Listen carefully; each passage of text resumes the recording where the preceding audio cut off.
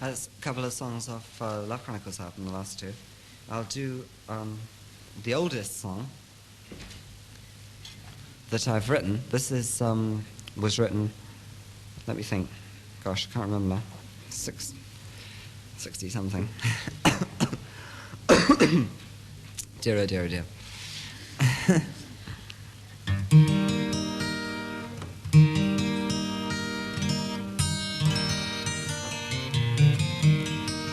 This is called Swiss Cottage Manoeuvres, this one, and it's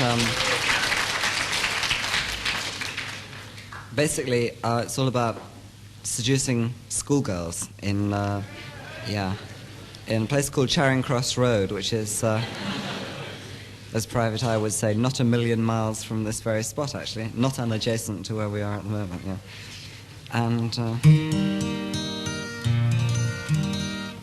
there was a time around about 1967 when Charing Cross Road was the place to go and get seduced.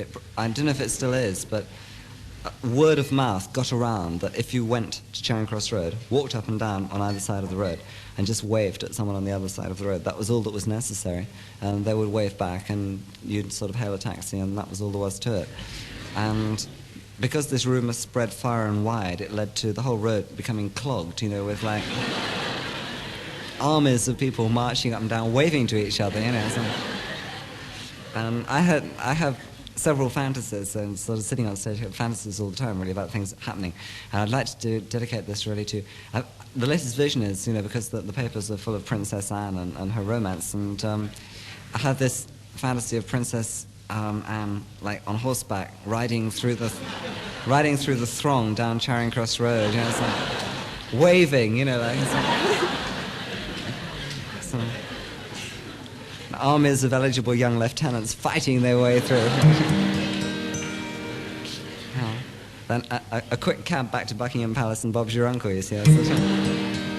Anyway, that's rather a sort of a wild dream. You know, this is sort of based on some sort of reality.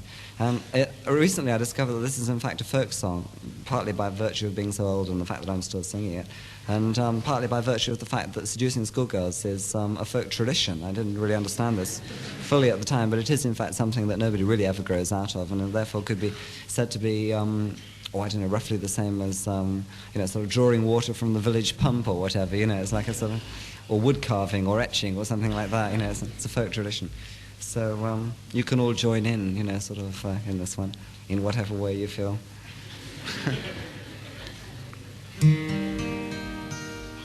I dedicate it to Hayley Mills, actually, I think that's it.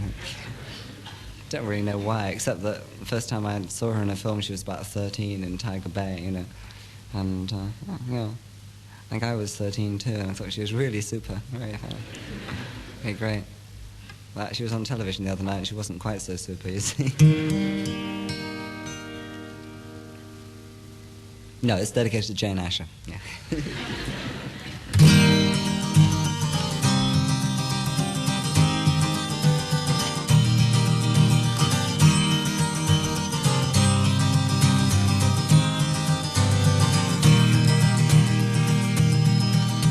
On a Christmas cake day, one Friday in August, in a bookshop in Charing Cross Road, I first set eyes on a girl, and at once I didn't know.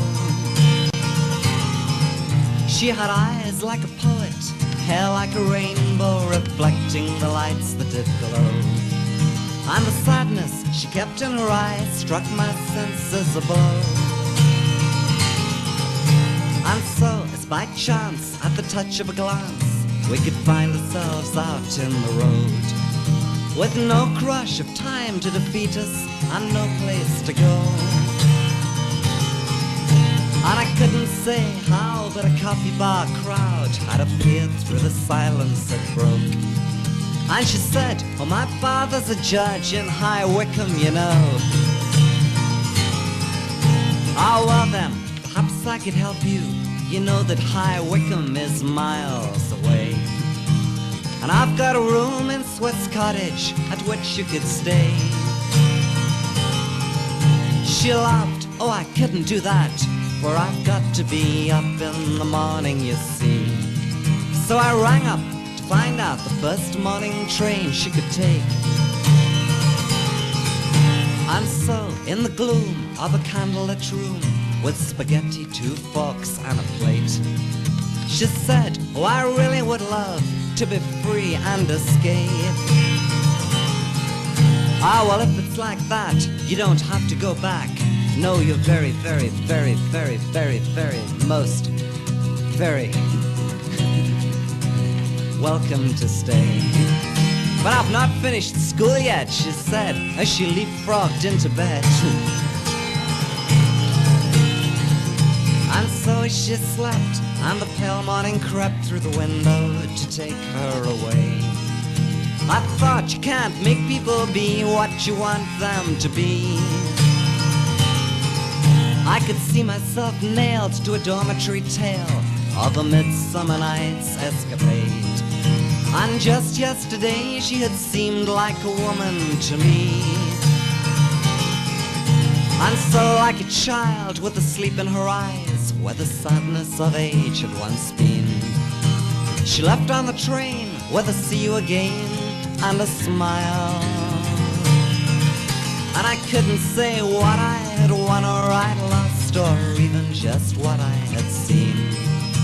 But when I'm alone, I just think of her once in a while.